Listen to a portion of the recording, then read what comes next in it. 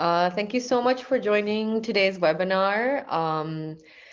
I would just like to welcome everyone and say hello and just tell everyone about today's session, as well as the wider context of our Spark program. So as some of you might know, we have been doing a series. It's a webinar series on Article 6 capacity building for industrial partners. And today is our fourth and last edition of this particular series. So thank you so much for joining. If you are new to joining the webinar, or if you've been with us from the beginning, so welcome. Today's session will delve into driving low carbon mobility, financing transport decarbonization through Article 6.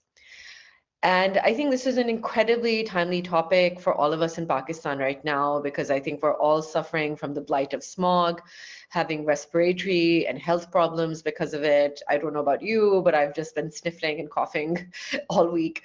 So I think the findings and discussions today will be personal as well as professionally motivated. Just to give you a little bit of a backdrop, Pakistan's transport industry is a major driver of smog, being the largest single contributor in urban areas such as Lahore that we know, it is shrouded in smoke right now, with over 80% of that smog being attributed to the transport industry. And then even in Punjab, it is about 39% attributed to that. So due to this massive increase in vehicles, also poor fuel quality and a lack of effective public transport, we are releasing a lot of harmful pollutants like nitrogen oxides and particulate matter. So this is why we have organized this webinar, and this is why one of our sectoral studies from the Spark program has very much focused on the decarbonization of transport in the country. We will be focusing on how low carbon transition pathways for Pakistan's transport sector can be forged. As one of the country's fastest growing and most emission intensive sector, contributing to over 10.5% of national greenhouse gas emissions, Pakistan's transport system is both a major challenge, but also a major opportunity for climate action. So the session will be exploring how Article 6 can be utilized for carbon markets, how we can mobilize finance for e-mobility and efficiency improvements.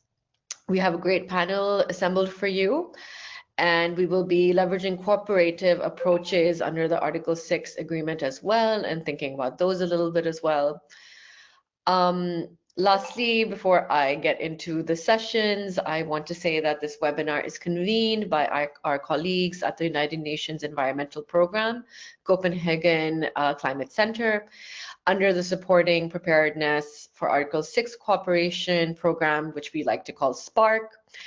And since 2022, when the program was launched, we have been very lucky in our close working and collaboration with the Ministry of Climate Change and Environmental Coordination. I'm happy to share that we will be hearing from a high-level MOCCEC representative soon. But before that, I think it would be good if we can have a bit of a backdrop on what the SPARK program is, what it does, and how it's been helping making Article 6 readiness and implementation easier in countries in Pakistan, in addition to other beneficiary countries like Zambia, Thailand, and Colombia. So I'd like to introduce my colleague at the UNEP-CCC, Allison Jay Sterling, who will be talking a little bit about the SPARK program and Article 6. Allison has been with the UNEP-CCC since 2019, specializing in socio-technical transitions. She is particularly interested in how social innovation, such as collective action or inclusive gender initiatives, can support the diffusion of climate-friendly technologies, create new local markets and economic opportunities. She's an advisor at UNEP-CCC, and we are very lucky to have her as our global coordinator for the community of practice for the SPARK program. So over to you, Allison. Yes, thank you, Mavra, and it's good to see you this morning. So I am Allison Sterling. I'm Senior Advisor at the United Nations Environmental Program at the Copenhagen Climate Centre, and I'll give you a little bit of background into the SPARK program and what we're doing in Pakistan.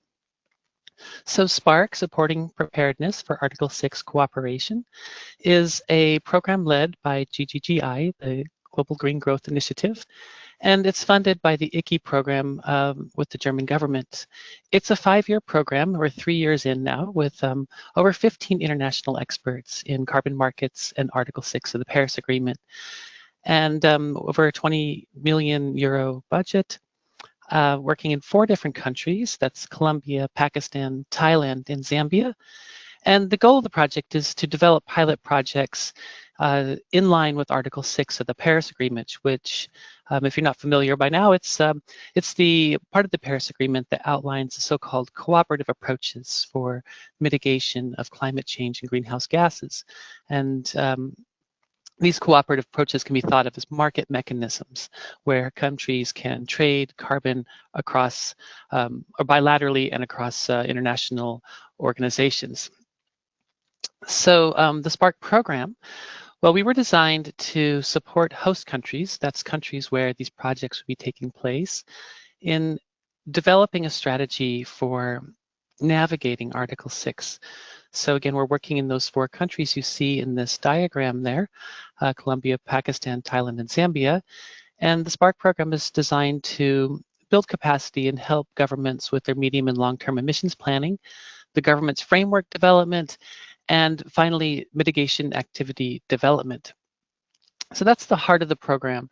We also have 2 cross-cutting activities. The first, the community practice, and that's, as Mavra mentioned, I'm the global coordinator for that aspect of the SPARK program. And what this is a platform for developing knowledge, sharing knowledge, and implementing knowledge. So this is the research angle of the SPARK program. At the bottom of this diagram, you can see here this in a light lavender purple, the Article 6 toolbox. And this is another cross-cutting aspect of SPARK that's developing toolbox guides. They're nearly all complete now, and they're online at the SPARK webpage. That's spark.org. And you're free to download those, and they give a quick, or actually a very in-depth overview of the Article 6 process and how to navigate these markets. So diving in a little bit into Pakistan, one of the partner countries in the SPARK program, we assisted in the opening of the Carbon Market Office at the Ministry of Climate Change Environmental Coordination and developing 3 sector studies. And of course, I'll have a link for those in just a second. And these are linked up with the webinars that we have created this year. Then also, we're developing a project pipeline. There's 16 project idea notes or mitigation activity idea notes, so-called mains. So these are in the pipeline as consideration for Article 6 activities. So these are to assist the country should they wish to develop those. We have these ready, supporting the development of the first pipeline projects into Article 6 activities, and to support the Ministry of Climate Change on operationalizing carbon market rules and guidelines. And then finally, this is a larger effort into capacity building for the public and private sector in Pakistan. And these webinars can be considered part of that effort. As Mavra mentioned, this is the 4th in this series of webinars focusing on different sectors within Pakistan related to Article 6. We've done 4 this year, and here are the links. You can find all of these on the UNEP Copenhagen Climate Centre webpage. And so if you happen to miss one, or if this is your first one and you'd like to go back and see what we did before and what we discussed, they're all available here. And I want to point out that this slide, along with all the others you'll see today, will be hosted on the same webpage that you registered for. So these will be up in a day or 2, so you don't have to scribble these down frantically right now. But they'll be here, and so you can go back and find all these webinars. And I think we've had a really fantastic series this year, really nice presenters and discussions. So I encourage you, if you're interested in this topic, to go back to those previous episodes we've created. And also, as we mentioned, each of these sectoral webinars is accompanied with an in-depth study of these different sectors in Pakistan, and these are all downloadable on the Spark webpage. And here's some QR codes you could use to access those. You could also find them just by going to spark.org and clicking over to Pakistan, and they're on that page there. So I encourage you to take a look at that. Take a look at these if you find this webinar series interesting.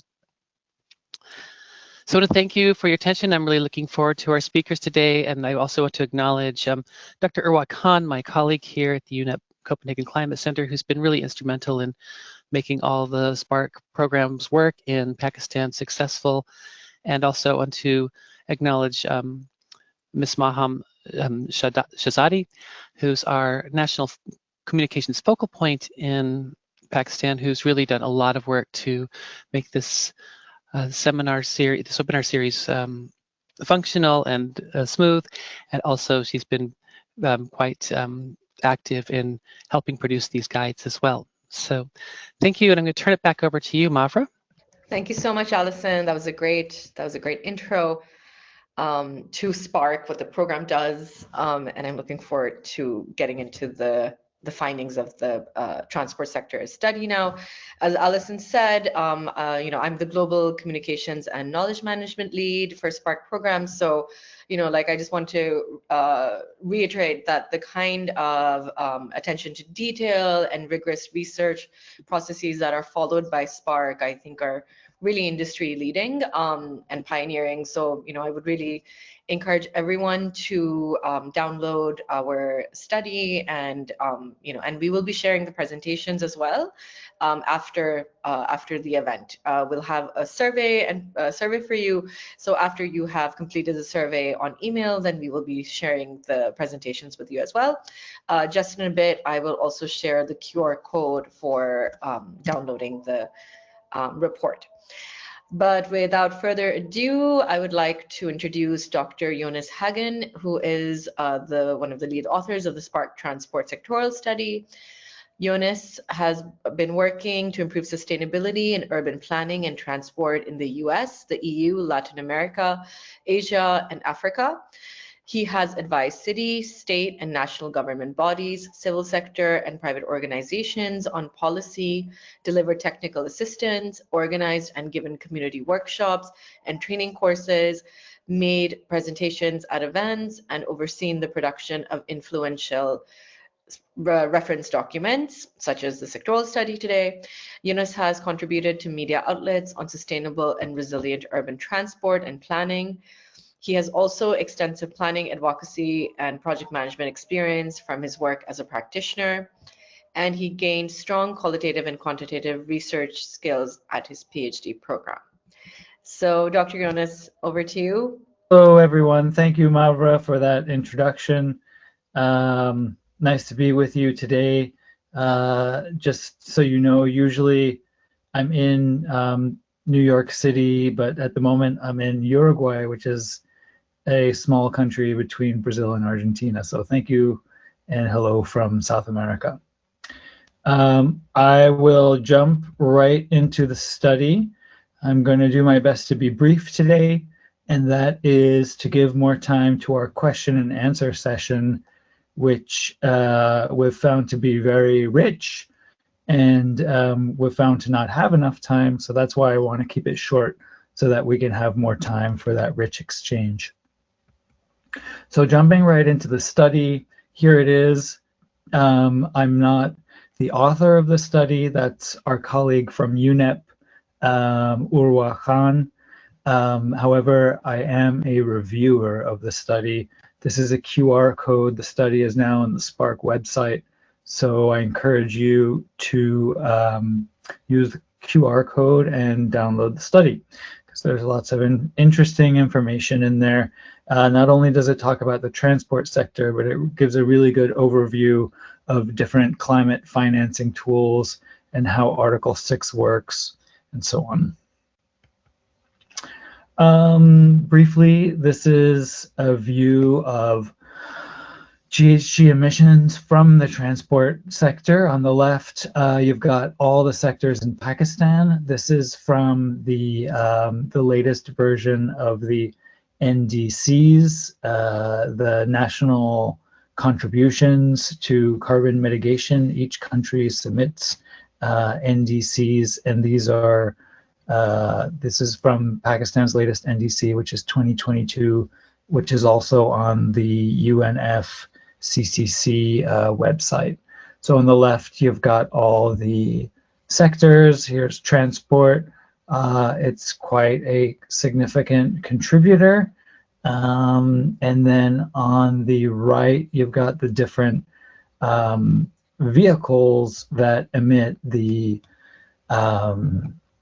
GHGs, the greenhouse gases. So I guess it'll jump out that the largest source is light-duty trucks, followed by cars and motorcycles, and so on.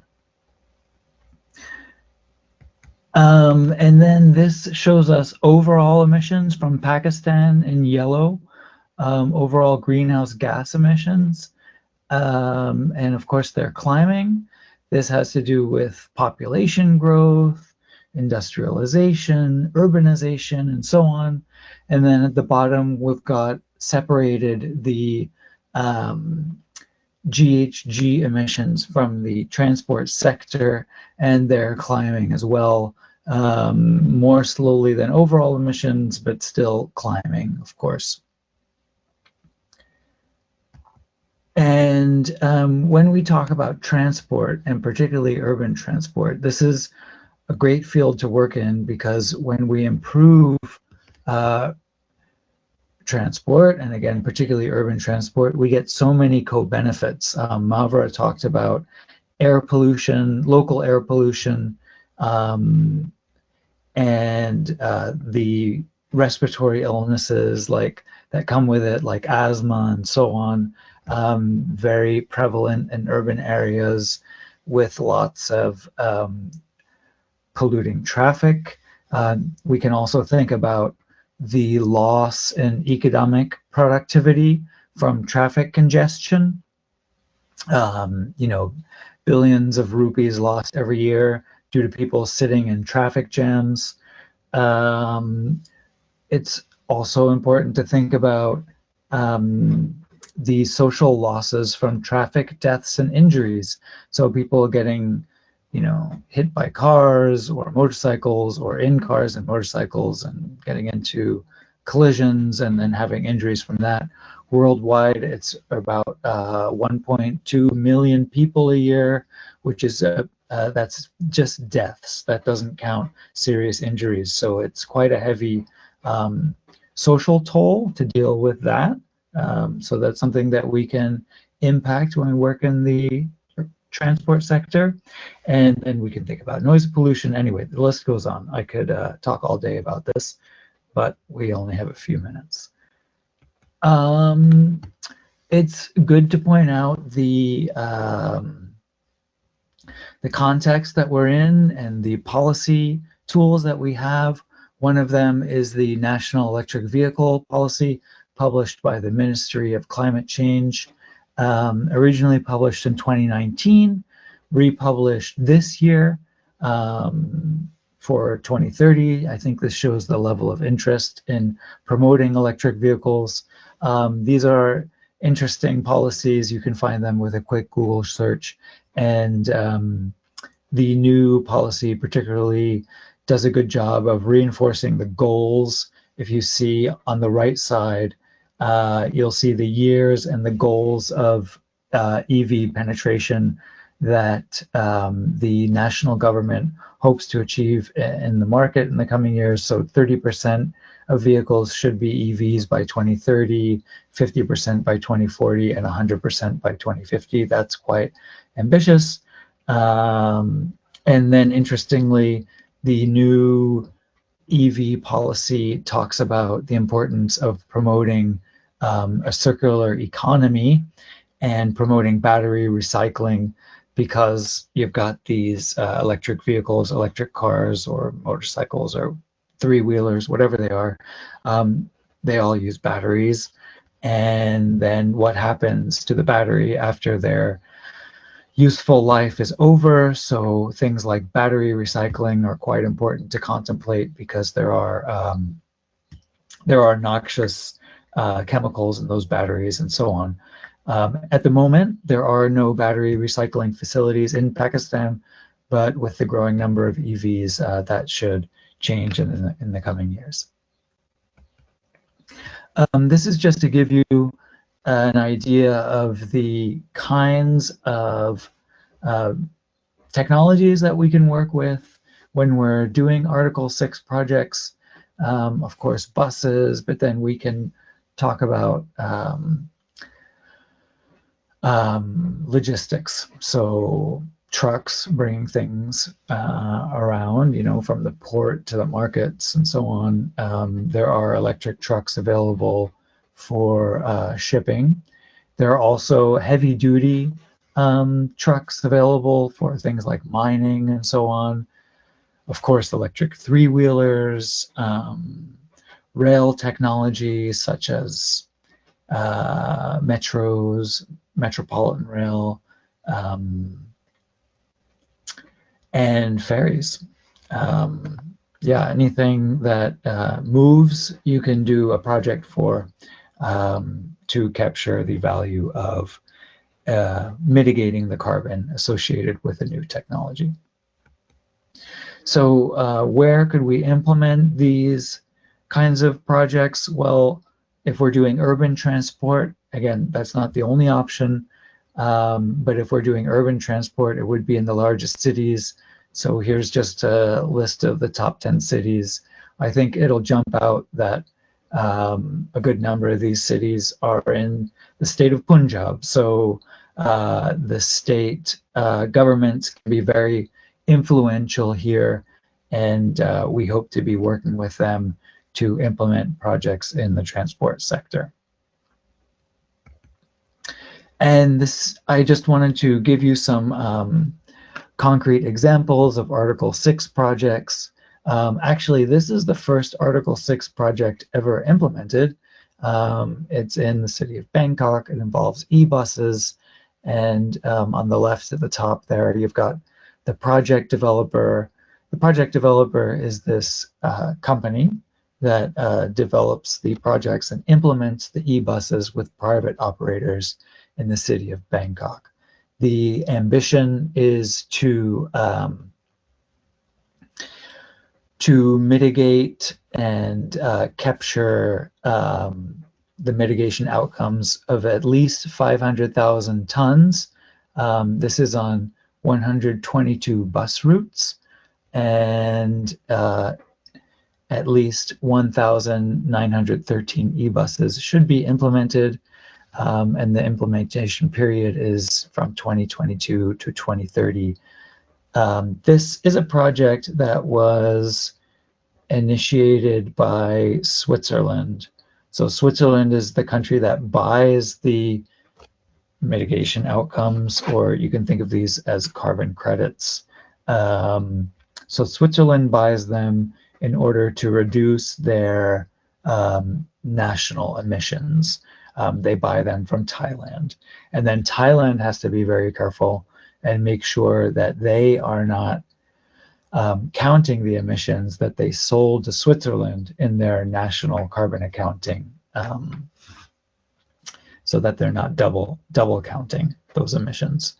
Kind of a complicated concept. It's well explained in the sector study, so I encourage you to take a look at that. This is a project that, as far as I can tell, is currently under development. Again, this is Switzerland promoting e-bikes in Ghana, and this is a manufacturer of e-bikes in that country. The goal is to produce over 100,000 e-bikes, and that's until the year 2030. This project is currently under development, but I think it shows another nice co-benefit of this kind of project is that you can stimulate local development, and this local manufacturing as these bikes will be manufactured in Ghana. Probably not all the pieces will be manufactured there, but they'll be assembled there for sure. The other thing is this project has a strong gender aspect, with 15% of the employees of this company being women. So this is another thing you can do with these kinds of projects is advance different social goals. This is another Article 6 project currently under development. This time the buying country is Sweden.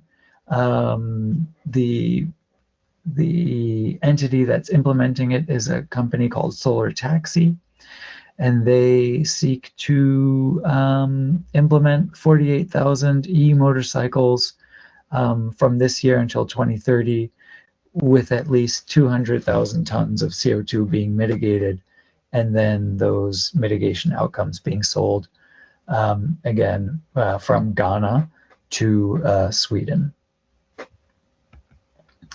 I wanted to show you these forms. On the left is a PIN form. This is where you describe your project. So this is for people who are interested in developing their own Article 6 project. We encourage you to fill out a PIN form and submit it to the Ministry of Climate Change. Now there's one concept I wanted to really emphasize when we talk about Article 6 projects. We have to think about the concept of additionality. So basically, you have to prove that your project, without the additional revenue stream from the sale of mitigation outcomes or carbon credits, would not be viable. So that without this mitigation stream, your project wouldn't exist as such. And that is the concept of additionality. So if your project is already extremely profitable, then it's the revenue stream from the carbon credits will not be additional. So you have to say this revenue stream will help you achieve financial viability, or maybe there's a certain aspect of the project that you wouldn't be able to do without that revenue stream, like gender mainstreaming or working with marginalized communities, whatever it is. How is the project additional to what is already going on? So for example, if you already have a very profitable business selling e-motorcycles, then it would be difficult to know how the revenue from carbon credits would make your ongoing activity additional. So that's an important concept. Again, better explained in the sector study. And on the right, I just wanted to show this is a UNFCCC approved methodology. These are good to use when you're calculating the carbon emissions mitigations that will be associated with your project. So you can go to the UNFCCC website and just search the methodologies that exist. This one is for electric and hybrid vehicles, but there are other mitigation technologies in there. For example, when you implement bus rapid transit, buses with exclusive corridors, or maybe it's a cycling project, or so on. And then this was just an example. I just wanted to show you, again, it doesn't have to be urban transport. I've been focusing on things like electric vehicles in cities and so on, but it doesn't have to be in cities. This example is for electric trucks for shipping goods. If we look over on the right here, I just wanted to give you a brief example of the magnitude of the revenue stream, potentially for carbon projects.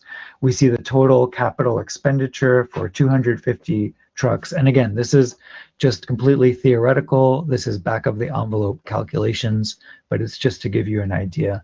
Let's say you spend around 100 million US dollars on 250 trucks and charging, infrastructure. If we go to carbon revenue stream here, we're assuming $12 per ton of CO2. That's on the conservative side. Hopefully under Article 6, you'd get a bit more than that, but we should stick to a conservative number. And then that would give you an annual revenue stream of around 480,000. So annually, that would give you around 0.5% of your overall investment. But then over 10 years, that would give you about 3.3% or around 3% of your overall investment as a revenue stream. So that was just to give you an idea of how this could work. Thanks very much. Again, I wanted to keep it brief so that we could have that very stimulating discussion, which I'm sure will come. If you have questions, feel free to reach out to me or to my colleague Urwa, who leads the transport sector and other sectors, of course, for Spark. But there are both of our emails if you've got questions for us. And that'll be it for me. Thanks very much. I'll be happy to take your questions later on. Thank you so much, Jonas. That was quite illuminating and timely, as I mentioned. Really struggling with the air quality lately. So putting this into the context of why this is happening and what the solutions can be is actually quite empowering. So thank you for that. And yeah, as we've mentioned, Dr. Urwa is the lead author of this sectoral study. So again, thank you so much, Dr. Urwa Khan, for all of your work on this. Now moving on to our next session, which has to do with a little bit of industry talk, which is going to be led by Dr. Naveed Arshad, who is a professor and director of the National Center in Big Data and Cloud Computing and director of the Energy Institute at LUMS. His research interests include energy, climate informatics, and electric vehicles. Dr. Arshad has published nearly 70 research articles in top international journals and conferences. Additionally, Dr. Arshad has authored many reports and white papers on advocacy and evidence-based policy recommendations. He co-founded multiple startup companies in big data, energy analytics, and EVs. He is serving on the board of directors of National Transmission and Dispatch Company, NDTC, and has previously served on the board of directors of public sector SCOEs. Dr. Arshad holds an MS and PhD from the University of Colorado at Boulder, and I've had the good fortune of working with Dr. Naveed on several projects, and he's always been a great advisor on EVs especially. So over to you, Dr. Naveed. Good to see you again. Thank you very much. Can you see my screen and hear me well? Yes, thank you. Okay, great. So thank you very much for Sparks to give me this opportunity to present a perspective from the industry side as well as you can say the development side. And as I said, as was introduced, I work at LUMS, but Energy Institute is an institute that we formed a few years ago. The goal is to not only look at the generation side, but also look at the green loads, and electric transport is one of the green load. And we have been working with the government on new energy vehicle policy previously, and before that on the electric vehicle policy. In my today's talk, I will digress a bit, and then I will connect it to the actual topic of transport. If you look at the previous few, you can say months, you see Pakistan in the headlines in terms of decarbonization and its efforts to have clean energy. And all that is actually a bottom-up revolution and totally funded by the private sector, and something that is, I mean, even the people in anywhere in the world are surprised. I mean, as experts, I mean, many people are surprised. So I would like to maybe draw an analogy of how that, you can say that revolution has happened, the solar tsunami or solar rush that we call it, and now other countries are trying to replicate it. Now, just to look at the give you the scale of this revolution is, this is the graph of solar panel imports into Pakistan and Germany. So if you see until about 2023, the exports from China to both the countries of solar panels were competitive. But something happened in the last 2 years, and Pakistan somehow got almost 26 gigawatt peak of solar imports in just 2 years. Just to bring you into perspective, this is more than the total imports in Africa across all 54 African countries. And this is more than the solar deployment that has been ever deployed in the country like France, which is a G7 country. Now, of course, there are questions of whether this number is correct, whether these solar panels are re-exported into other countries. But Pride did a study not too long ago, and they have calculated that this number, and they use satellite imagery, that this number could be as high as 33 gigawatt.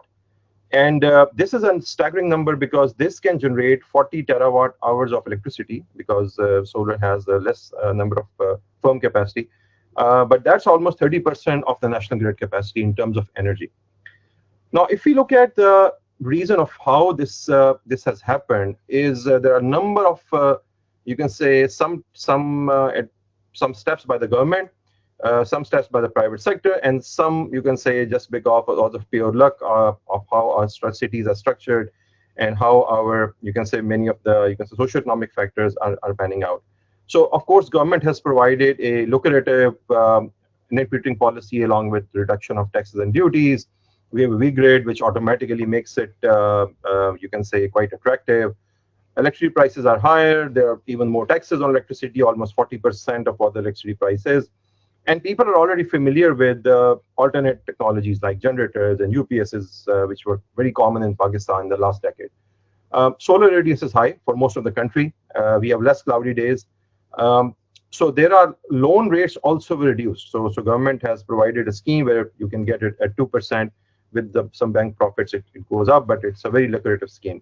Also, it is because of GCF guarantee, many banks, especially GS Bank, provided a collateral-free financing, which again make it more attractive. And then many solar companies started PPAs. And the government actually came, and they also started solarizing their own government buildings. And one factor which often overlooked is that most of the cities in Pakistan, probably Karachi is an exception, where most of the city spread is horizontal. So you have a lot of surface area for catching the solar radiation. And then we have flat rooftops, so we don't have the curved rooftops that are common in Europe, because then solar can be configured in whatever way we like. Solar prices have crashed. That also created an opportunity. Modularity of solar PV panel. You can have panel from 100, 200 watts to up to whatever number you want in any configuration. And this has created a lot of solar installation companies, which together with supply chain available from their, companies in China, and also an army of solar installers that came. And then finally, what took effect is John's effect, which is we call Bhed Chal in Urdu, for those people who know. Surprisingly, in all this solar revolution across the 40 terawatt hour or 33 gigawatt peak, we have not used much carbon financing and very limited climate financing. So it's totally, a bottom-up revolution without any financing of that sort. Now, if I compare with the EV revolution or NEV revolution, I think we are also getting there. There are a few incentive or interventions that the government has already performed, like elimination of taxes and duties. And then there are other reduced electricity rates that the government has done. There are PAVE scheme, cost sharing scheme like PAVE, and provincial governments have their own schemes. And government is also going towards NEV procurement. Again, we have high fuel rates and high taxes on fuel. That's a common factor. Lots of new EV companies, I believe 60 plus companies have got licenses from ETB. Supply chain is now getting available, and there is a heavy downward trend of battery pricing. However, there are some bottlenecks we are still facing, and those are the charging infrastructure, which are not required for every vehicle, but some vehicle categories require it. Loan rates needs to be reduced. Loan sizes maybe have to be increased. If we can find collateral-free financing, that will be great. And we have to maybe try out new business model where vehicle battery leasing is possible. With current rules, it's very difficult to do it. And then we need an army of NEV technicians to assure the people who are buying EVs that this is something that is going to, they are not going to be stranded in middle of a road with nobody to help them. And then here, probably the opportunity here is that we can use carbon financing and climate financing and ultimately create a Jones effect in the EV business, which I believe is possible. There are some missing pieces that we have to do. Now, from here, I would like to talk about one of our projects where we try to solve these challenges. And this project is totally in the private sector, and we are trying to develop a project which is based on a no subsidy approach, where even if we don't get any subsidy from the government, we still make it work with carbon financing to start with, and then later on, standing on its feet. So this is about the three-wheelers, which is, you can say, an often overlooked segment of the transportation sector, because this is, you can say, the public transport of the poor. In the larger cities, we have buses, but in smaller cities and villages, this is the only form of public transport that they have. And together with that, we are looking at swappable battery and looking at swappable battery solutions to power up these electric three-wheelers. Now, a bit about three-wheelers market. It is the lowest hanging fruit in EV adoption because it's 100% commercial. And there are about 2 million formal and informal three-wheelers in Pakistan, which means registered and non-registered. Sometimes they are retrofitted. And it's posting about 11% year-on-year growth. There is one interesting fact about three-wheelers is that 53% of the operation of three-wheeler is on rented vehicles. So it means that there are investors who bought these vehicles and they rent out to different drivers and they charge their rent on a daily basis. What is interesting in the three-wheeler segment is that 75% ridership is female. And that's from the numbers that we have calculated, not just from surveys, but our own work that we have been doing in this area. But the challenge is that you cannot just create an electric vehicle or electric three-wheeler with swappable batteries and give it to a driver on easy installments. That's probably not going to work. Of course, there's an upfront price that we can solve with a pay-like scheme, but there is a problem of informal credit. Most of the people of three-wheelers are not banked. They do not have a banking account, they do not have a collateral, and they do not have the kind of formal economy features that is needed to get any loan. The charging time is an issue, and if we have swappable batteries, then again, you need to have a lot of charging infrastructure that you need in any case. Range anxiety, charging stations, the grid is unreliable, again, because of the reason we went to solar. And if we have a fixed battery vehicle and that is being charged, the drivers are not going to wait for 4 or 5 hours to get it charged while they are waiting and not doing anything. A very big issue is battery quality. We are seeing in Pakistan that batteries of every shape, size, form, and quality are being imported.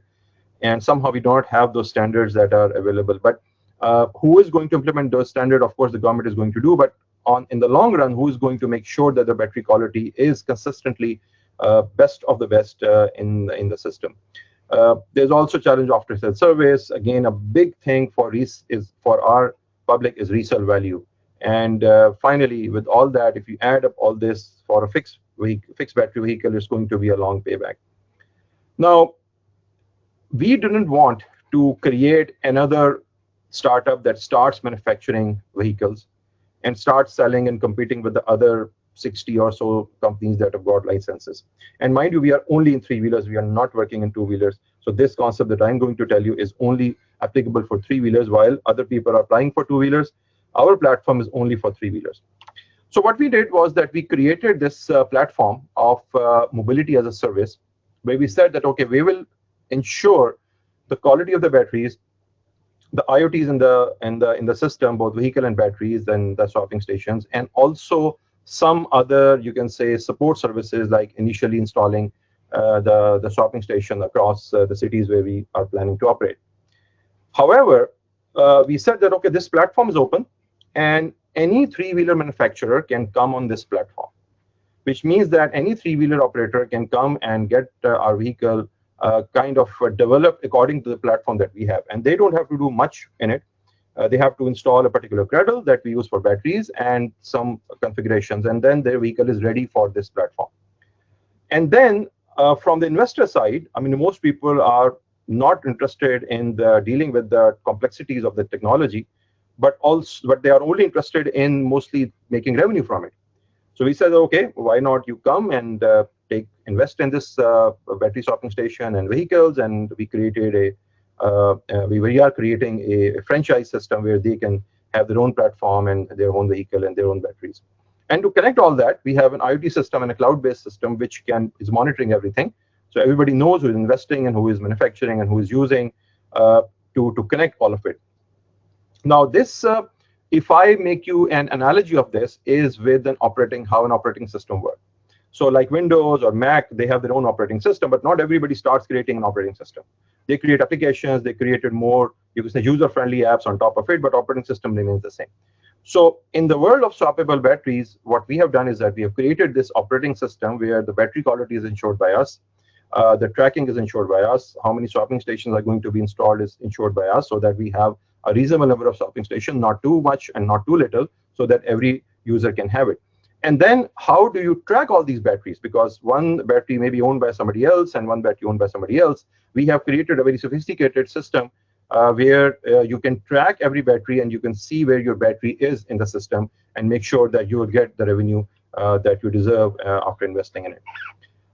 This particular model now already we have the largest 3-wheeler manufacturer in our portfolio. And there is a lot of interest from our, you can say, investors that they want to invest in it.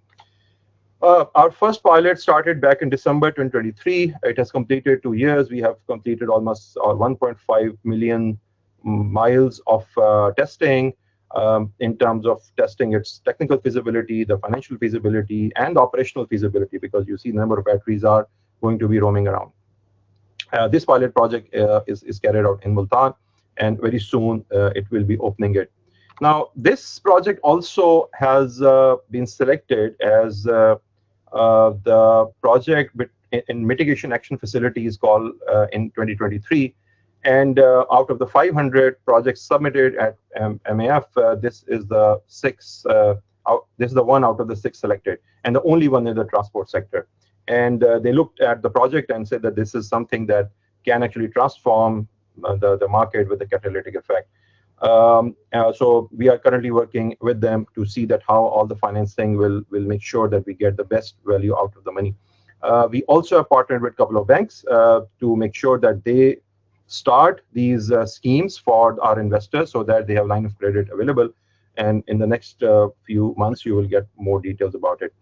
Another, you can say, recognition this project got is at the Renewable Transformation Challenge 2025, where they have this challenge basically held after every 2 years by the International Solar Energy Association, and they said that, okay, tell us you can say the very innovative use of solar energy that you are doing, and we came in the top 10 of this competition. I mean, there are hundreds of projects were submitted, and this one is the only project from transport that came in the top 10 in this competition.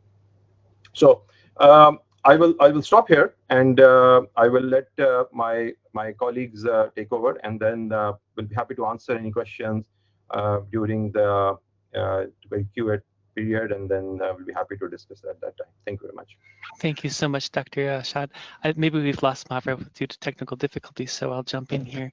And that was a really nice overview that you created, and I really love the parallel you drew between the solar market in Pakistan and the transport, and showing how the potential for a so-called maybe electric vehicle tsunami might be on the cusp if some of the bottlenecks could be addressed. Without further ado, let's turn to our next speaker, and that will be Dr. Muhammad Ali Mansoor. He's the CEO of EDB. And he'll be talking about the financing, the collaboration, and the public-private partnerships to accelerate sustainable transport financing models, for example, and PPP approaches and national industrial development.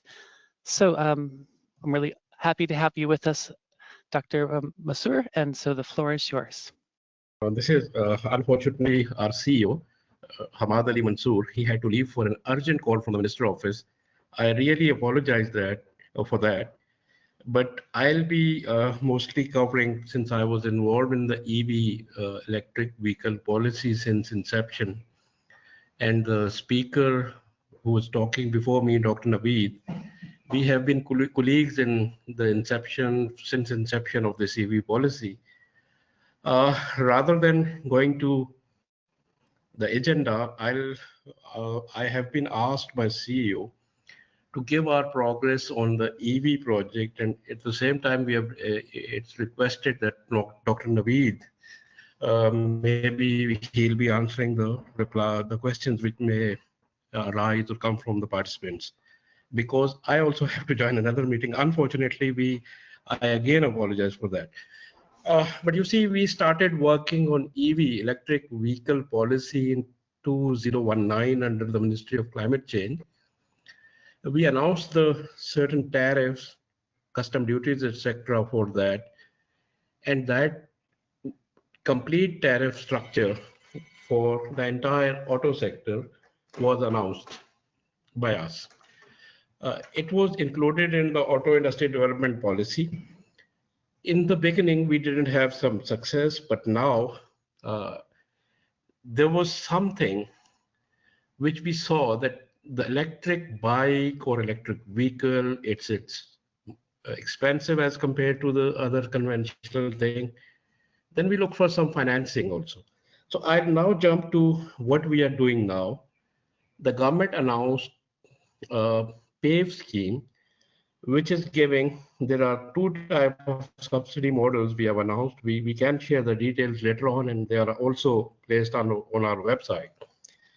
But those were aiming at giving subsidy to the end user for the earlier adoption or rapid adoption of the electric vehicles, and mainly due to the smog issues, climatic issues, climate concern.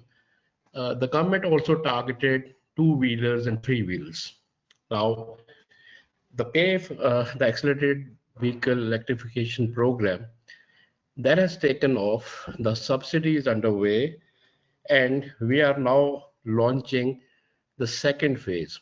Now, under that scheme, if we talk about the vehicles which we have to give, we have the target to achieve 30% of the vehicle population which is newly manufactured to be EVs.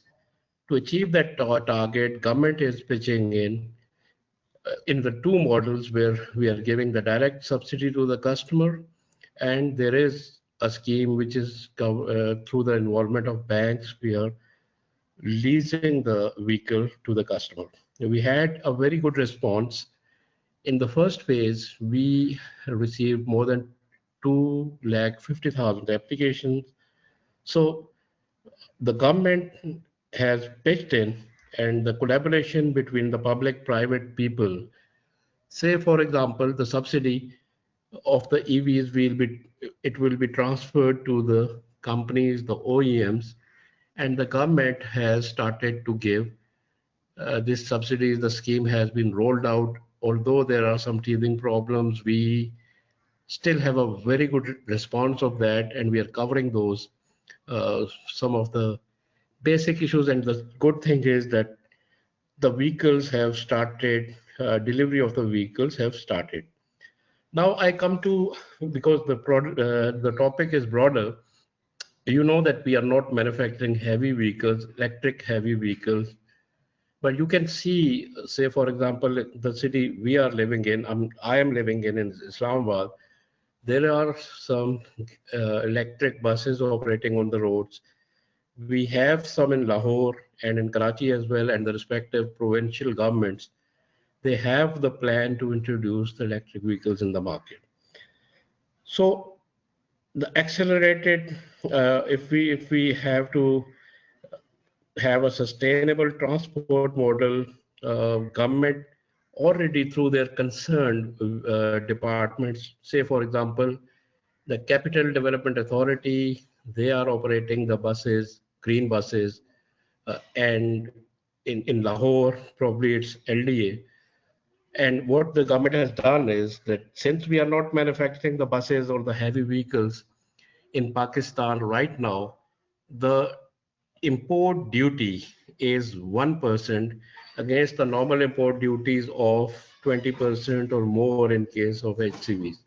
So there are certain initiatives which are being taken by the government, and now we are in process. We already have the new energy vehicle policy in place. The manufacturing which will be facilitated, since we had the policy already from 2021 to 26. Now that would end in June 30th June 2026. We as a government, we have defined new electric energy vehicles. New energy vehicles have been defined.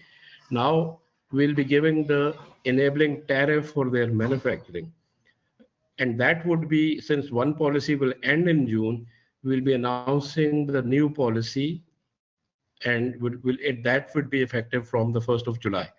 So government is trying to move in that direction.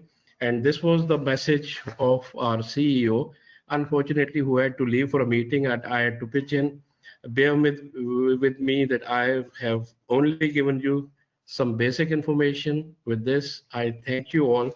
Maybe a few of my questions will be answered by Dr. Naveed, but I am here for another 10-15 minutes. So if it is Q&A, it will be open. Otherwise, my colleagues will be listening to your discussion. Thank you very much. Thank you, Mr. Hammad.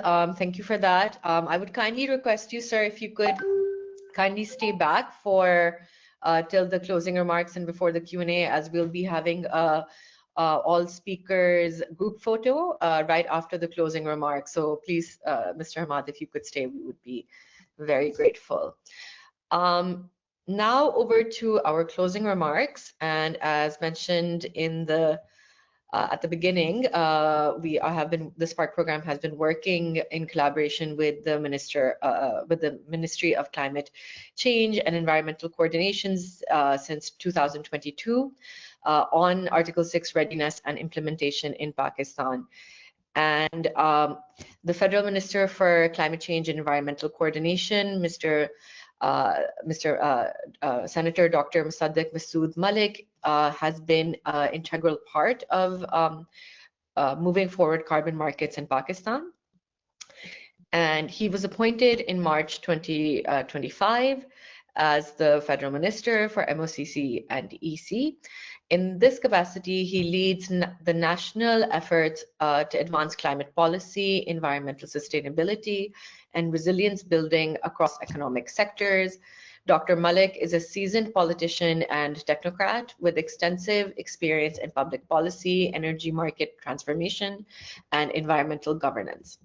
Prior to this current role, he has held multiple federal portfolios, including Federal Minister for Petroleum and Water Resources, and has been a member of the Senate of Pakistan.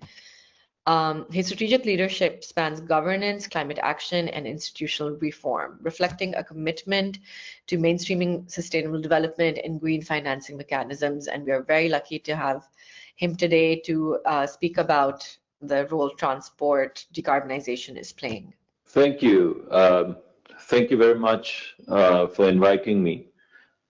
I can talk about a number of things. I can take a number of views, but let me take a very personal view. About a decade ago, my father passed away, and I remember very well he was in coma, and it was one of his last days. And I was holding his hand, and I was praying to God, you know, if I could get one more day, and if he could come back and I could speak with him and tell him all the things that I haven't told him, I thought what I would not trade for that one day. And I recently read a report where I found out that about 4 to 5 years of our parents' lives are getting shaved off because of the pollution across Pakistan, mostly in my hometown, Lahore. And I started to ask myself what I would not have traded for that one day with my father, and what we are trading for 4 to 5 years of our elderly, their lives getting shortened, because of pollution. And I'm talking about what I heard in a report or read in a report in terms of the shaving off of life years. I'm not talking about disabilities. I'm not talking about all of the people who have pulmonary diseases. I'm not talking about the relationship of pollution with coronary artery diseases, with cancer. I'm not talking about the clinical burden. I'm not talking about the economic burden that all of these burden of health, burden of illness, economic burden, life lost. Now that is the level of awareness that we need to have. If I try to tie this with today's seminar, I would like to present to you a couple of facts. One, that 10 to 11% of all carbon dioxide equivalent burden, carbon dioxide, tons of carbon dioxide equivalent, across Pakistan is coming from transportation. And the second thing that I would like to highlight is that in my city where my mother lives, and there are other over 20 million people living there, 40% of the air burden is coming from emissions coming from transportation. Not 4 or 14%, 40%. And that's basically the burden of transportation on all the elements, the quality of life, the years of life shortened, the disability adjusted life years, and so on and so forth. So I think that's singularly the most important thing. If you were to raise awareness, when you look at pollution, coming from transportation, that's what we need to have in our mind in the way of cost that we bear for this pollution. The government is trying very hard. The federal government is trying very hard. The provincial government is trying very hard to make sure that this burden comes down. For today's seminar, I'd just highlight a few things that we are doing in the way of transportation. I'm not going to talk about the zigzag technologies. I'm not going to talk about many of the other initiatives which are related to pollution, industrial pollution, and so on and so forth. Agricultural waste, burning pollution, because these are all important elements. But if 40% of large particles hanging in the air are coming from transportation, then that's an area that warrants a focus for today's conversation. You know that we have come up with the EV policy. And in the first phase, we are extremely focused on two-wheelers and three-wheelers. And the government is also giving away some two-wheelers and three-wheelers, electric vehicles. So we have come up with an EV policy which is going to mitigate the burden that I've just highlighted. Initially, we're very hopeful that the revolution would begin to brew in two and three-wheelers, but very soon, given the new policies and the tariff structures, you would see a lot more EVs, the actual cars on the road, than you have seen in the past. We also have finalized, while I was in my previous job, we finalized the biofuel policy or the ethanol policy. We also have a policy for biopellets, which are going to come into the industrial use. But for today, I would like to highlight the importance of biofuels for transportation. And if you look at some of the Latin American countries, you would realize how big an opportunity there is, given that Pakistan is primarily an agricultural country. So we are, I think it's under review right now. It's in the final stages. So that is the second push that we are making. Some of this pollution is also coming from the fact that the quality of fuel that we have is poor. What we import is 100% compliant with Euro 5 standards, but what we produce domestically is not. And in order for us to make that compliant and raise the standards of the fuels produced within Pakistan, we've come up with the brownfield refinery policy, in which we are giving massive incentives to the existing refineries, which are generally old and generally don't produce Euro 5 standard fuels, to upgrade themselves. And the government has given extremely aggressive incentives program for them to make investments and upgrade themselves. Obviously, it would take 3, 4, 5 years for upgradation, not 3, 4, 5 years, hopefully 3 years. But if you put the financial closure time and so on and so forth, it may take, it's not something that is going to happen in 6 months, but that's a policy which is already underway.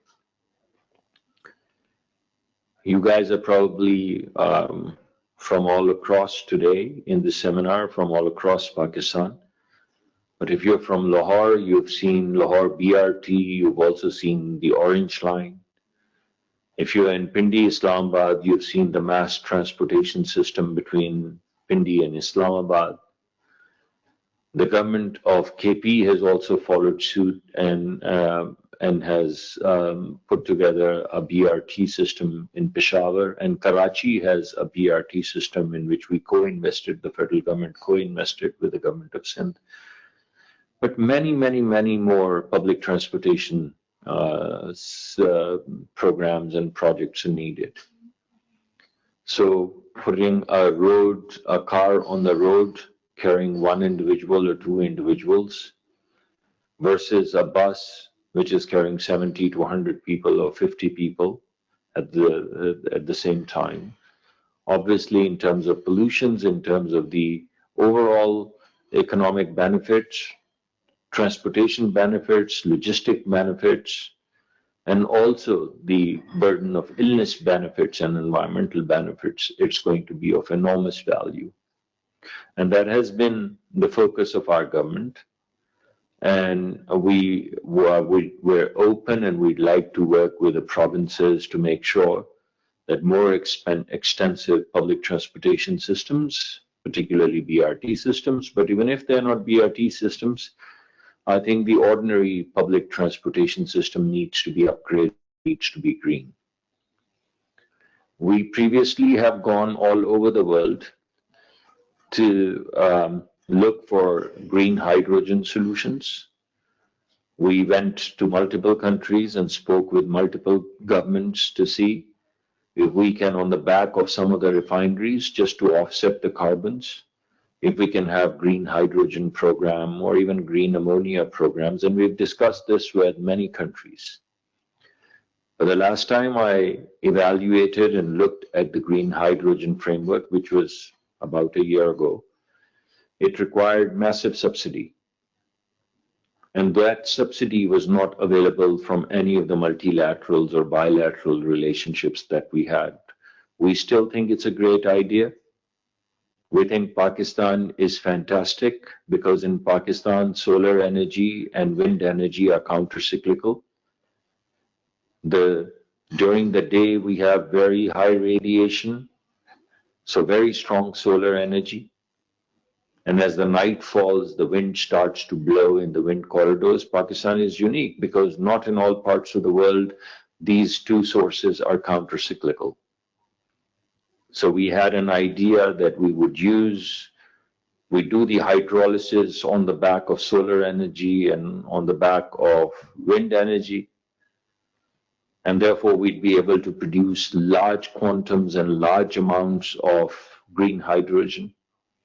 However, right now, other than in the battery technologies, which is a very big area, in the area of hydrolysis, there's lots of competing technologies and everyone is trying to scale hydrolysis. So we're very sure, given the renewable footprint, renewable energy footprint that we have, very soon Pakistan, inshallah, would be a leader in green hydrogen, but only if it's commercially viable, because we are not a rich country and it's not possible for us to put billions of rupees or dollars in subsidies.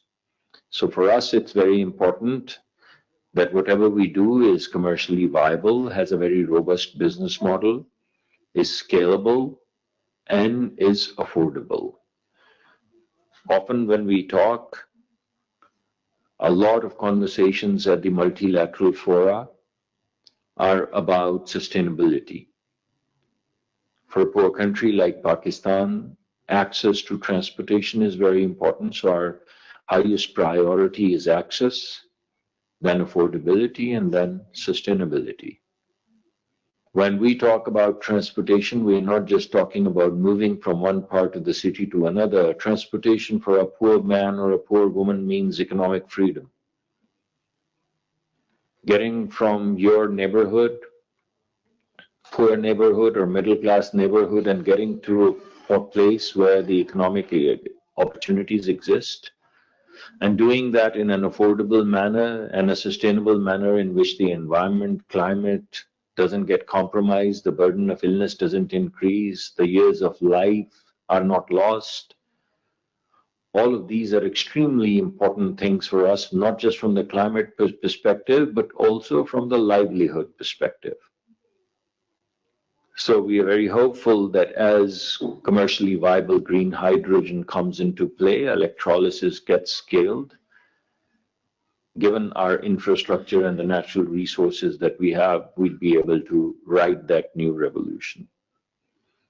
These are some of the ideas, and in every opportunity, if you'd read the report or you would also look at the Article 6, you'd begin to see a lot of opportunities for the private sector, lots of opportunities for the private sector, where you'd be able to do what all you've been discussing and I've commented on a little bit, but you'd also be able to fill the viability gap with carbon credits. So there's a tremendous opportunity out there. If you find that the internal rate of return for a certain project is 12 to 14%, you can boost it up to 18% to 19% through carbon credits. So carbon credits are also going to serve as a viability gap instrument for us. So carbon credits are available, new battery solutions are available, solar and wind are available, the scaling of electrolysis is available, our desire for public transportation system is available, we are upgrading the quality of fuel that we're using, although we'd like to move to more and more electric vehicles, and for that we have EV policies both for 2- and 3-wheelers as well as 4-wheelers. So we put all of this together and you begin to see a revolution brewing overall, but also in the transportation industry. So I'm very hopeful that you would materialize these opportunities in the transportation sector and contribute towards the economic freedom of the poor, towards the national growth targets of the country, towards reducing the carbon footprint in Pakistan, and also along the way making a lot of money for yourself and your corporations. I thank you very much. Thank you so much, sir, for that very moving closing remark. Okay, thank you so much. Thank you so much, Minister Saab and all of the panelists. We do have a Q&A right now from our audience members. So please do let us know which speaker your question is directed towards as well, if possible. And let's take it from there. So I would like to reintroduce Allison again, who will be moderating the Q&A. So Allison, once more, over to you. Thank you so much, Mavra. And of course, I want to thank all of our speakers today. It's been really nice to hear these different perspectives. Let's just start with the first question we had from the chat. And that is, it's about Lahore specifically, and it says Lahore is currently one of the most polluted cities in the world, largely due to transport emissions. In this context, how can Pakistan leverage Article 6 mechanisms of the Paris Agreement to decarbonize its transport sector, improve air quality, and ensure environmental integrity, considering the current gaps in data, institutional frameworks, and private sector participation. I think there was no speaker this was directed to, but I think I would like to hear from the minister, Dr. Musadik Malik, if you would like to address this question about Lahore specifically. Yeah, I think both in Lahore and in other areas where the smog is increasing, and as I mentioned, in most of these areas, about 30 to 40% of the burden is coming from transportation. I think there are tremendous opportunities for people to come up with solutions where they're going to decarbonize transportation, introduce EV solutions, or even the battery solutions, or the renewable solutions related to transportation, and tap into the carbon markets. We've just signed a bilateral agreement with Norway, where now bilaterally, whatever carbon credits people accumulate, we'd be able to trade those ITMOs with Norway. And the thing about the markets, these bilateral markets, is that generally these carbon credits are of much, much higher value. So consequently, whoever taps into creative solutions and follows a certain process, the more important thing is to know that it's not automatic. It's not like you buy an EV and you get carbon credits, or you buy an EV company and you get carbon credits. So there's a whole process of accreditation. There's some standards, gold standard or VERA, these standards you have to meet.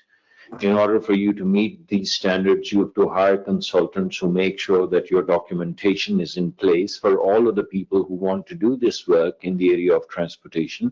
I'm not going to tell you what you can do. I've given you a few examples, but there are many, many more creative solutions that you'd be able to come up with, people who are actually in transportation, or the affectees of transportation. So when you basically do these things, the process generally is that you put a project plan together. It is generally done by people who are trained to do that. I mean, you can learn to do it yourself, but I think there are many partners who would be able to support you. So you hire those specialists or consultants, they put together a project. That project gets, first of all, approved by various agencies that set the standards, and I've given you two names, VERA and Gold Standard. So at the beginning, you basically get approved. Then towards the end, just before you launch your project, you get accredited again, where they say, yes, we've seen the project is in place. It is going to mitigate these many carbon dioxide equivalents, and therefore these many credits are issued, which get into a registry, which gets traded. From where it gets traded, it sounds far more complicated than it is. This Article 6 is new, and the entire world is slowly waking up to it. So you would have a head start. So people who would make some investments and learn about the process, because a lot of this is process and documentation, would be able to benefit enormously. So I would encourage everyone, and I would also encourage partners who are in Pakistan, bilateral and multilateral partners, to create training programs around Article 6. So people can hands-on, rather than just talking about it over and over in these conferences. They're actually training sessions where people are walked through the process and trained how to do it, are shown what kind of consultants and where to get registered and how to go through that process. So if they were actually hands-on learning by doing kind of exercises or mock exercises, that would be of enormous value. Simply talking at a very high level about the possibility of Article 6 and VERA and gold standards and so on and so forth. So I think there's tremendous opportunity. I've given you some examples. I've given you an overview of the process. I've told you it's not that complicated. I've told you we've already signed one bilateral agreement. We're in the process of negotiating other agreements with other countries. And you'd be able to do a lot of trade, and you'd be able to make a lot of money and fill a lot of viability gap through all of the things that I'm talking about. If my question is not specific and you want more details, please let me know. Oh, I meant, sorry, if my answer is not specific and you want to know more details, please let me know. No, I think you gave a lot of examples of things that could be applied to Pakistan and specifically Lahore. So I'd like to then, the next question then would be to Dr. Arshad, Naveed Arshad. And of course, if you want to comment also, Dr. Arshad, on the Lahore specifically, since I know you're there, based there, you're welcome to. But this question is about the transition to electric vehicles. And you mentioned it's also kind of seen as a chicken and egg problem, and you mentioned, of course, the bottlenecks, including the lack of charging infrastructure. And then, of course, if there's no demand for the charging infrastructure, it's hard to build a case for that. And then, of course, if there's no charging infrastructure, there's less demand for electric vehicles. So I wanted to ask you what some of the strategies would be to use carbon financing to address this. And is this mobility as a service that you presented, is that applicable to other modes of transport? Right. So thank you very much for that question. So basically, we are kind of can use the same solar analogy that for some transportation modes, we probably do not need as extensive charging infrastructure as maybe for others. So for example, for bikes, most of the people who are not living in high rises, they can charge their bikes at their homes if that charging is available. And for three-wheelers, the swapping station and swapping solution is possible. In case of four-wheelers, I think the route to electric vehicle is through the PHEVs and REVs. So they do not require a comprehensive charging infrastructure at this time. But later on, when we have fully electric or large fleet of it, I think the charging infrastructure will come along. I think in the new energy vehicle policy, there is a plan to install 40 charging stations along major motorways and highways. So I think that will take care of the range anxiety in terms of intercity transport. For buses, the good thing is that buses are typically operated by one vendor or the government itself for the city transport, and they have large-scale charging depots that they are making, so that's not a problem.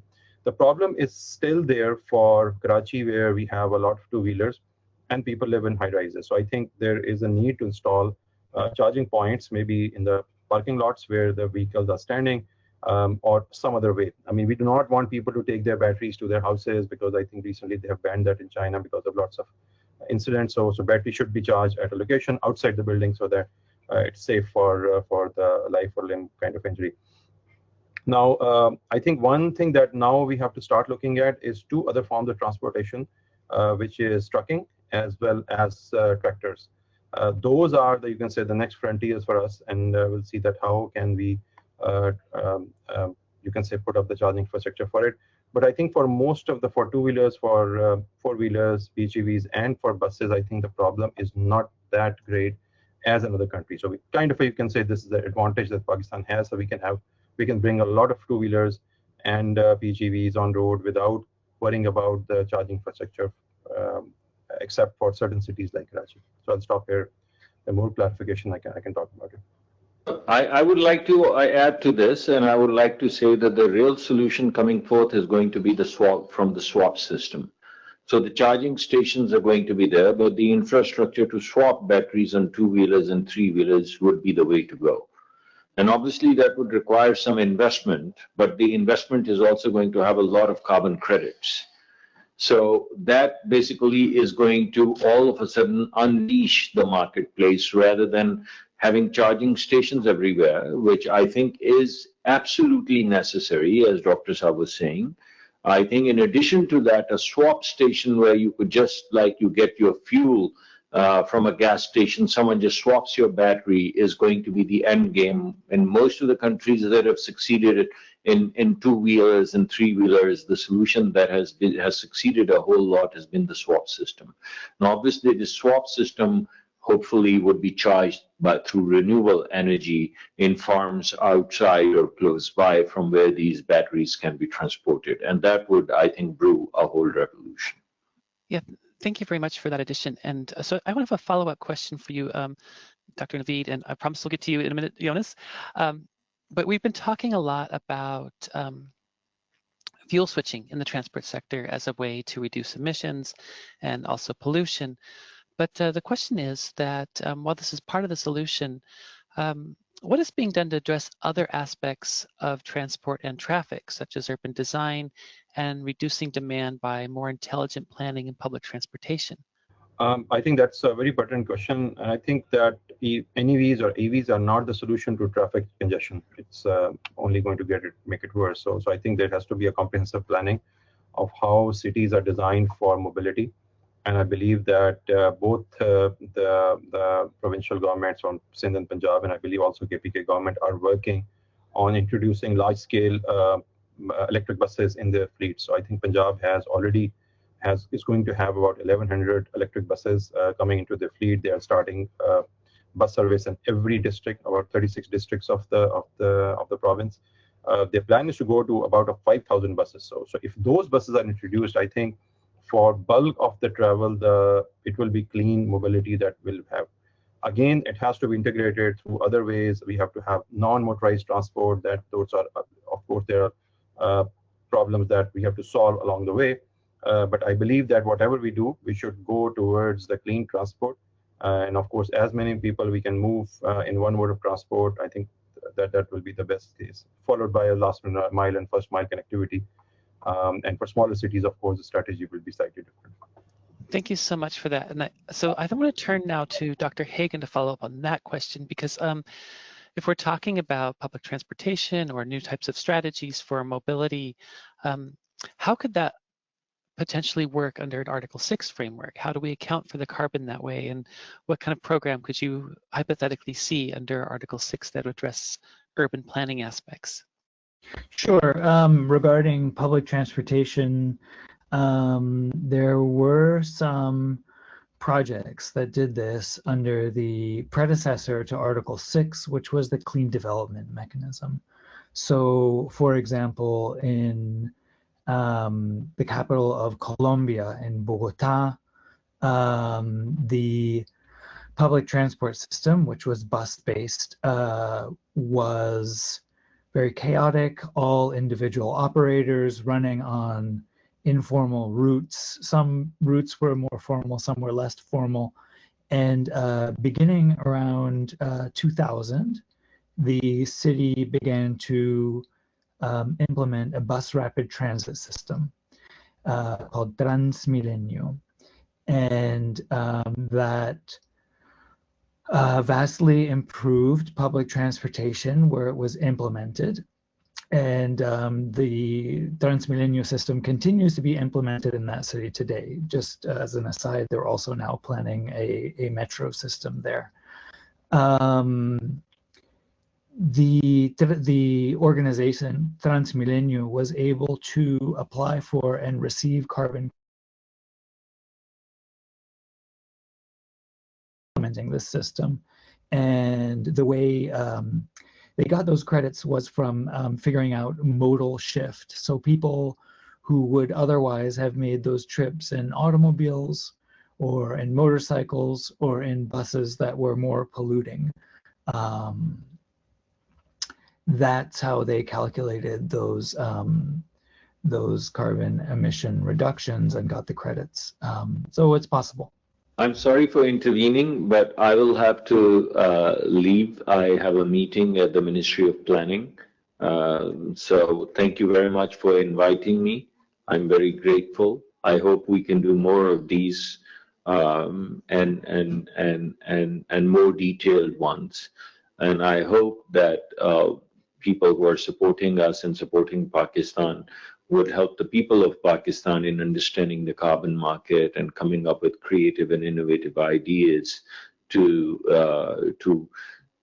create a whole new green cluster in Pakistan, obviously in transportation, but in other green areas as well. We have very bright young men and women. We're very hopeful. They understand new technologies. They understand the new science. They understand new business models. And I'm 100% sure that they'd be able to leverage this opportunity that's latent right now in the carbon markets. We're also putting together a plan, a reasonably aggressive plan to create investments for these startups.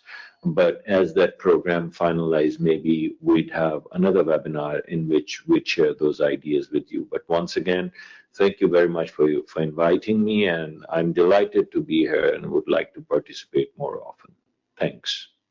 And thank you, Dr. Minister Malik. It's been an honor having you, and thank you for sharing your insights and your perspective, and also adding a very important personal angle to this discussion. So we really appreciate you being here and sharing your views with us.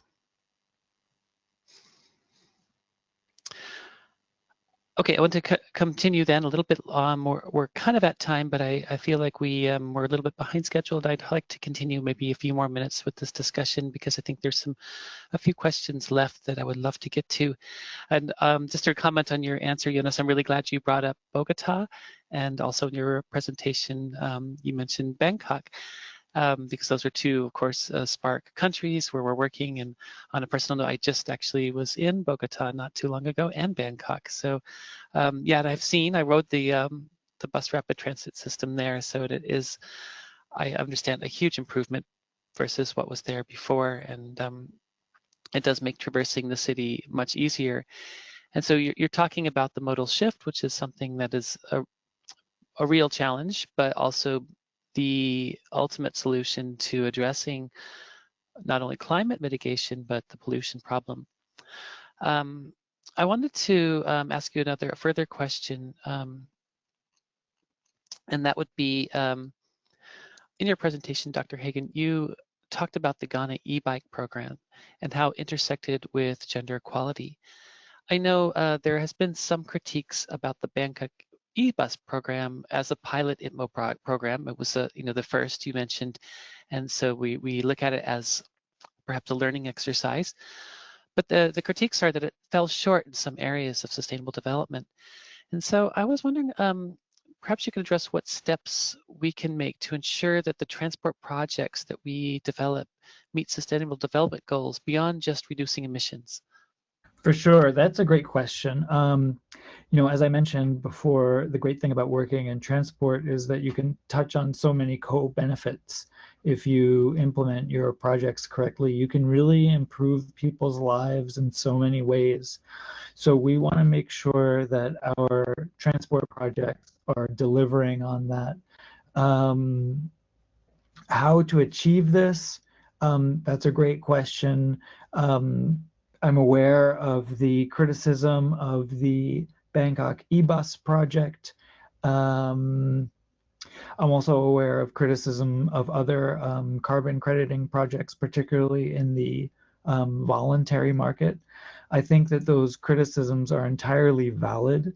I think it's important to remember, just kind of like from a big picture perspective, it's still early days for these kinds of projects. We have the experience of the CDM. Article 6 is brand new, but it's important for people who are criticizing these projects to do so and to ask that these projects be have more and more integrity as time goes on. So I think, at this moment, the key indicator is greenhouse gas emissions or carbon equivalent emissions reductions. But we can also build other kinds of key indicators into these projects. So how many women do you employ? How many batteries are you recycling? For example, right now, the projects don't require, if it's an e-mobility projects, they don't require that you have a plan in place to dispose of those batteries at the end of their life in a safe way. But I think this kind of thing is coming, and I encourage all those that are criticizing these projects to do so very loudly and continuously more so that we can keep on improving them. I know that for Article 6.4, this is getting 6.2 is, say, when it's heard that Norway has an agreement with Pakistan to get their carbon credits, to purchase carbon credits. So that's when the country of Norway can get mitigation outcomes that happen in the country of Pakistan. That's an agreement basically between countries, or like from a country to a private entity, from a a company in Pakistan and so on. That would be 6.2. And then 6.4 are other kinds of organizations. So let's say a company, if a company would like to reduce its carbon footprint by buying mitigation outcomes that happen in Pakistan, that would be 6.4. So the standards for 6.4 are currently being developed, and they will likely include stronger safeguards for other social and environmental outcomes. Also, the UNFCCC is accepting methodologies at this point. So if somebody has a lot of initiative and would like to develop a methodology and include stronger indicators that are not only carbon, we encourage them to do so and to submit that to the UNFCCC for consideration. I'll stop there. Okay, thanks for that. We have a couple more questions here, and next one is for you, Dr. Naveed. This viewer writes, in a policy about two-wheelers or three-wheelers, is there any plan to limit the numbers, because that would be an additional load on the roads and more traffic congestion? So there's a natural, you can say, progression of increase of two and three-wheelers in the country anyways, because we have a very young population that's about 20-something years, the median age. So there will be bikes on road. There will be more transportation needs by our human capital. So I believe that the number is going to go up. I think the first thing is that if they are going to go up, I mean, they should be electric. And of course, as somebody said, that it's going to be more public transport, more non-motorized transport, I think, as much as we can consider. So bikes will be more, whether we like it or not, or transportation will be more, whether we like it or not. Just that we need to maybe optimize it through different means so that we have, you can say, we do not damage the environment as much as we are doing right now. Okay, thanks for that. And let's go back to you, Jonas. This is a question from a viewer, and I think they're tying it to what the Bogota example that you mentioned. And it says Karachi has an estimated population of around 27 million.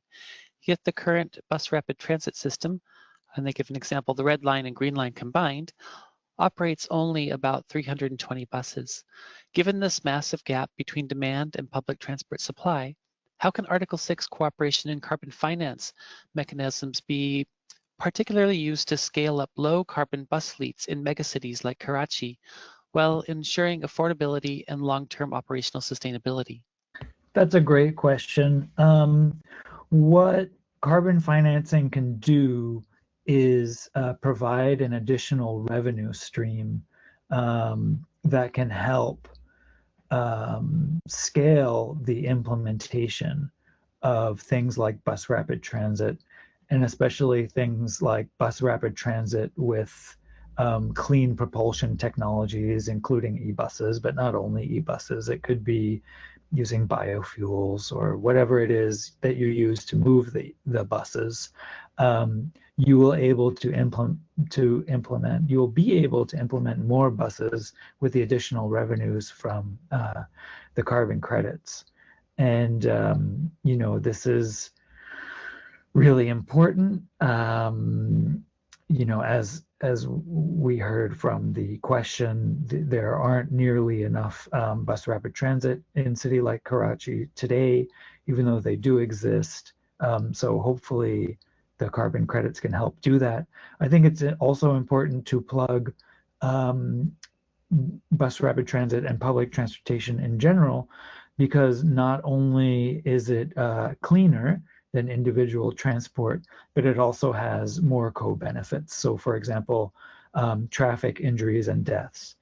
Public transportation is by far the safest mode of all the modes out there. If you do that on a per trip basis or on a per kilometer basis, that's a huge co-benefit, because typically somebody who is either killed or seriously injured in a road traffic collision is younger. So they're in the most productive years of their life, and the cost to society of that. So for example, imagine you have a father of 4 kids or something, and all of a sudden they're gone. That's a huge societal cost. And the other thing is congestion. You know, no matter how clean an automobile is simply not an efficient way to get around. The most efficient ways in terms of space and time and everything is public transportation. That's how you can get the most people into vehicles moving around the city. So we definitely want to be supporting those modes with carbon credits. Okay, and thanks for that. Yes, I think that's an important point, and I really appreciate that we're moving this much more towards the efficiency of the entire system, the whole transport system. I want to finish up with some questions related to the economics of this, and I'm going to do a follow-up for you, Jonas, and then I would also like to get Dr. Naveed's perspective on this next question. And the question reads, I would like to know the interest among the investors to move ahead with the projects and de-risk the investments with carbon credits, like as you mentioned with the bus rapid transit system. Are there any regulatory frameworks in place to facilitate banking, or are there financing entities to engage with investors? I can just start with that one.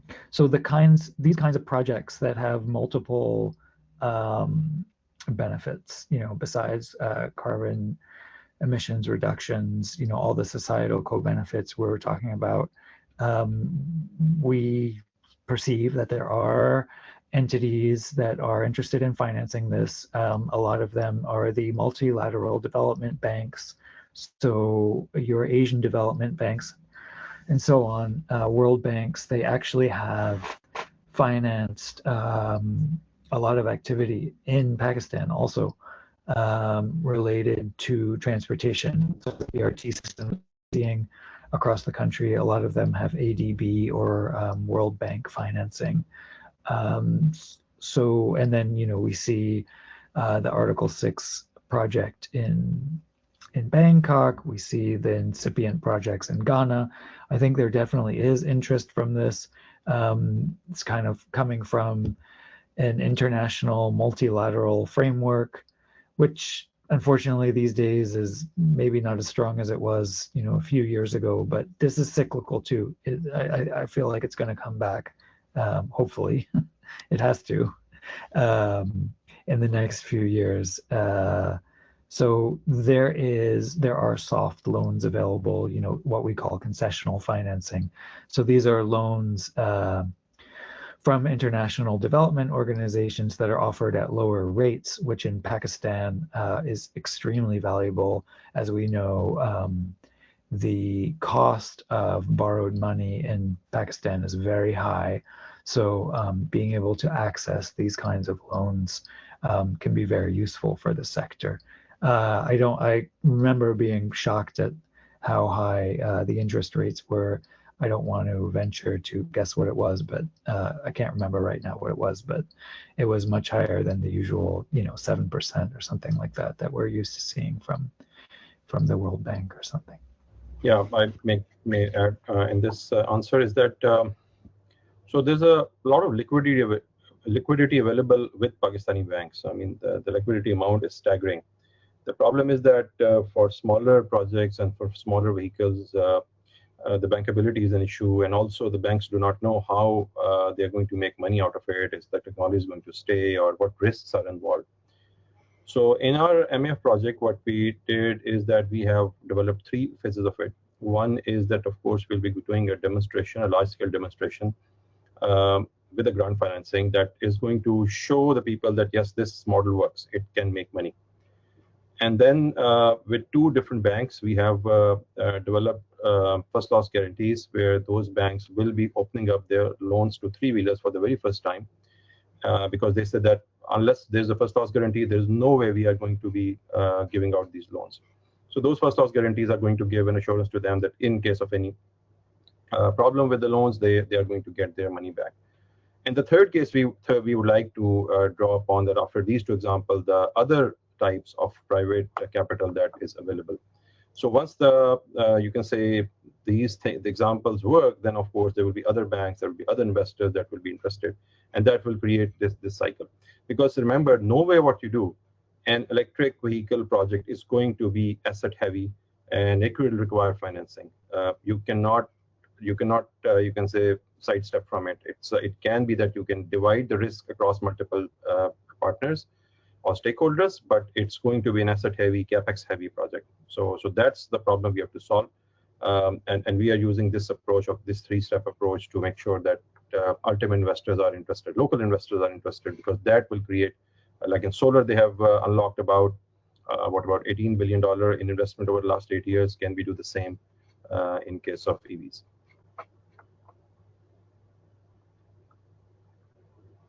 Okay, thank you for that perspective from both of you. And I think here we should wrap up because we're a little bit over time. But I think it's been a really nice discussion, and I'm really glad that we have both of you here till the end with this. Thank you again. I know both of you have been also active throughout the other episodes throughout the year of these seminars. So I really appreciate all that you've done this year to make this successful. And I'll turn it back over to you, Mavra, to close. Thank you, Allison. Thank you to all of our esteemed panelists. It was a great webinar, and I learned so much as well. And like I said, I feel very empowered with all of this information, and looking forward to a cleaner, greener Pakistan, more livable air quality. So just wrapping up, I don't want to take too much time because we already are over time, but just as an ending note, I know this is the last in the series that we had discussed, but coming in the new year, do keep watching our social media space with GGI Carbon and GGI HQ, because this is definitely not the last of the webinars that you will be seeing from Spark or Spark Pakistan. So that's one thing. Also, another note is I know everyone really enjoys the presentations and find them very useful. So, but we just have one caveat before you get the presentations, which you will. We have a little survey that we will share with you. And if you could kindly fill that survey out, and then we'll send the presentations to you, because it just helps us with our M&E, and it's the end of the year. So, we all know how important getting those metrics are, especially to make our webinars better next time for you as well. So thank you so much to everyone who joined. Have a great new year and happy holidays if you're celebrating.